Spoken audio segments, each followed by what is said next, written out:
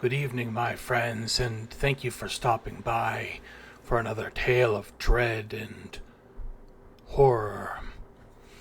This week, we will be reading the short story, The Oval Portrait, by Edgar Allan Poe. Before we begin today, please like and subscribe, as it greatly helps me. And besides, I know you would all like to help these stories of horror and dread be spread to the public. So thank you for your continued support. Now, let us begin. The chateau into which my valet had ventured to make forcible entrance, rather than permit me, in my desperately wounded condition, to pass at night in the open air, was one of these piles of commingled gloom and grandeur which have so long frowned upon the Apennines, not less in fact than in fancy of Miss Radcliffe. To all appearance, it had been temporarily and very lately abandoned. We established ourselves in one of the smallest and least sumptuous furnished apartments. It lay in a remote turret of the building. Its decorations were rich, yet tattered and antique.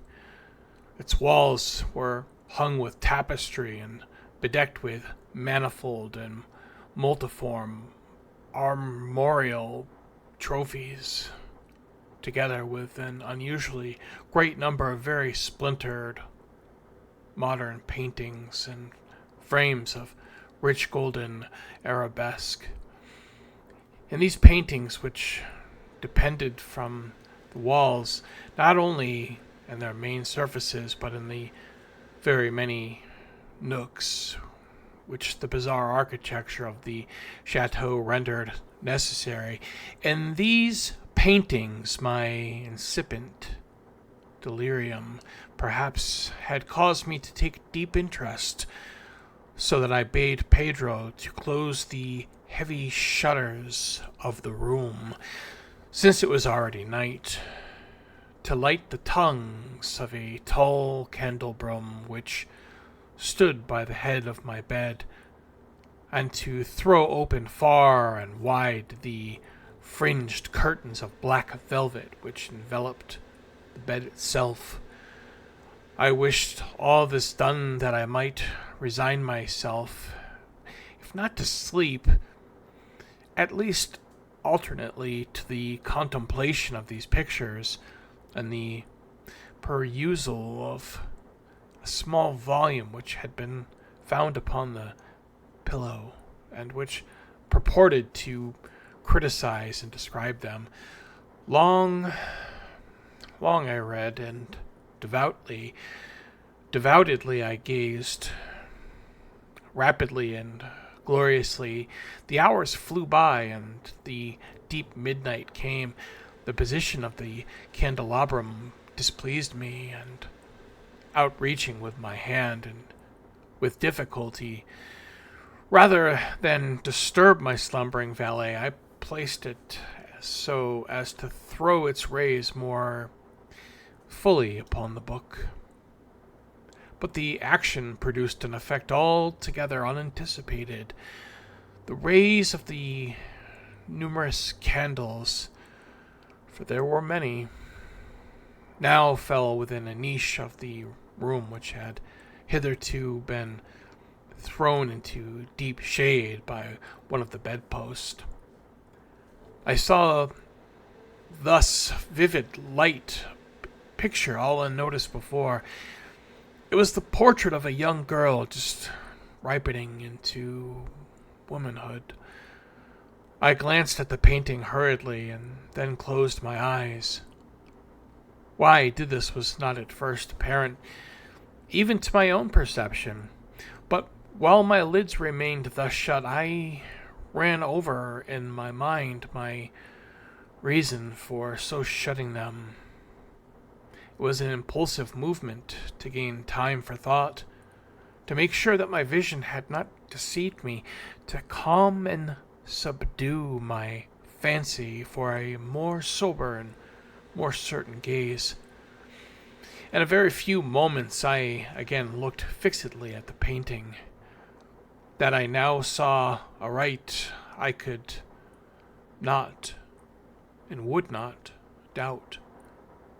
For the first flashing of the candles upon the canvas had seemed to dissipate the dreamy stupor which was stealing over my senses, and to startle me at once into waking life.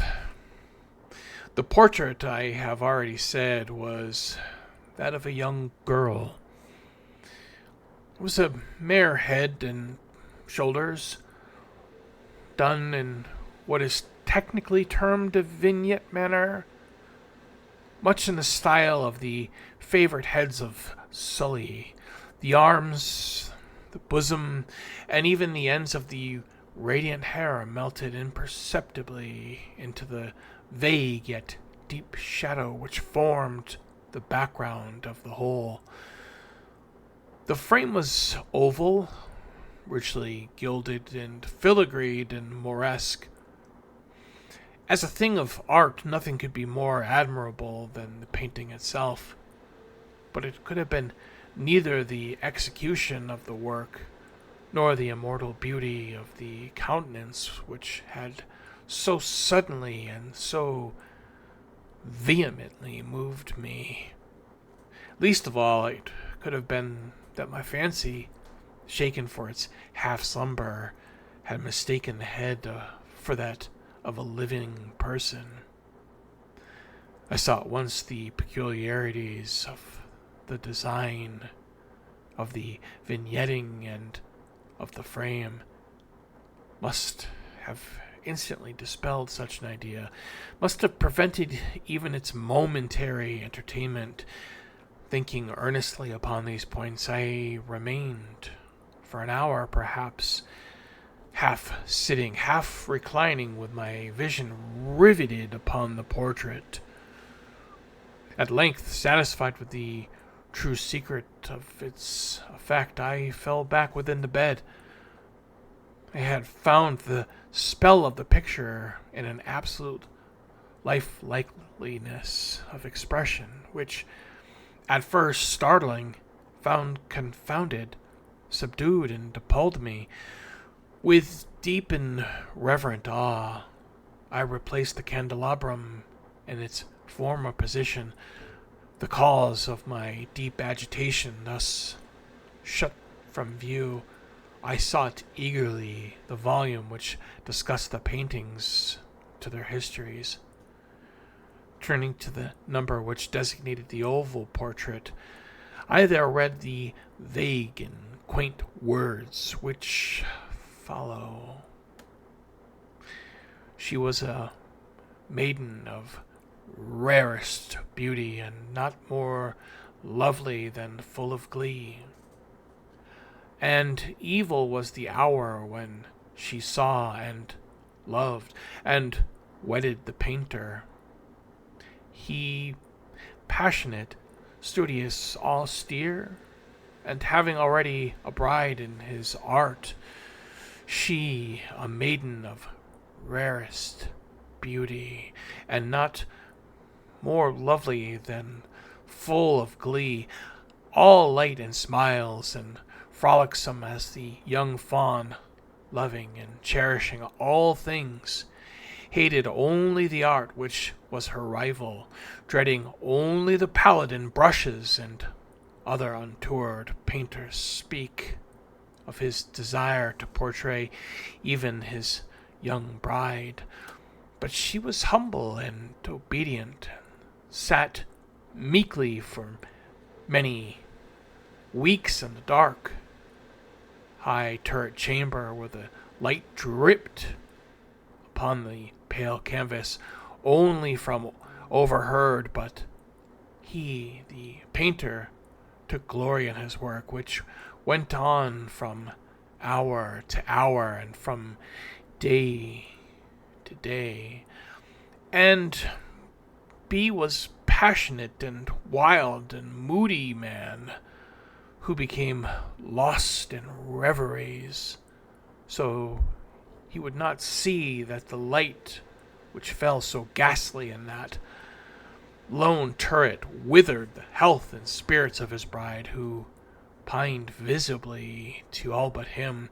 Yet she smiled on and still on, uncomplainingly, because she saw that the painter, who had high renown, took a fervid and burning pleasure in his task, and wrought day and night to depict her who so loved him, yet who grew daily more dispirited and weak. And in sooth, some who beheld the portrait spoke of its resemblance in low words as a mighty marvel and a proof not less. But at length, as the labor drew nearer to its conclusion, there were admitted none into the turret, for the painter had grown wild with the ardor of his work, and turned his eyes from the canvas merely, even to regard the countenance of his wife. And he would not see that the tints which he spread upon the canvas were drawn from the cheeks of her who sate beside him. And when many weeks bad passed, and but little remained to do, but save one brush-stroke upon the mouth and one tint upon the eye, the spirit of the lady again flickered up as the flame within the socket of the lamp, and then the brush was given, and then the tint was placed, and for one moment the painter stood entranced before the work which he had wrought. But in the next, while he yet gazed, he grew tremulous and very pallid and aghast, and crying with a loud voice, "This is indeed life itself," turned suddenly to regard his beloved. She was dead. Circa 1842. Friends, in all tasks, especially as a painter, do not forget your subject. No, do not forget them, or they may wither on the vine as you cast your strokes. Friends, I bid you a lovely evening.